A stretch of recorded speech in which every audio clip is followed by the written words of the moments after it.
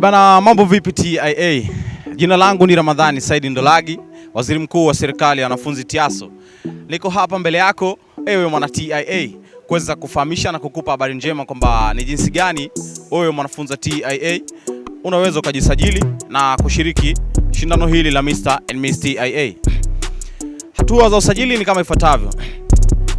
Link ya usajili tayari imeshatumwa kwenye mitandao yetu ya kijamii. Pale kuna link Instagram account yetu TIASODISM, na pia kwenye magroup ya darasani tayari link ishashewa pale. Link hile ukibonyeza itakupeleka moja kwa moja kwenye website ya tukio. Ukifika pale utaona sehemu ya kujiregister, press register, after hapo itakupeleka sehemu ya kuchagua category, kwamba kama ni Miss TIA utachagua, au kama ni Mr. TIA na categories zingine za social awards basi utachagua pale. Na baada ya hapo kuchagua utachoose tiketi ngapi ambazo wewe unazitaka. Utabonyeza kama ni tiketi moja, baada ya hapo utashuka chini. Ukishuka chini utaenda ku continue baada ya ku agree terms na conditions. Baada ya hapo hatua inayofuata utaenda ku confirm namba yako ya simu.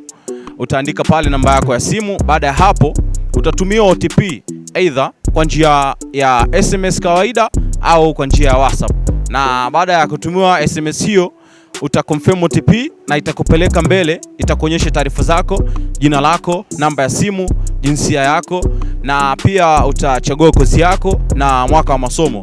Ukumbuke pia kuwa ambao wanashiriki shindano hili ni wale kuanzia certificate mpaka mwaka wa pili bachelor degree.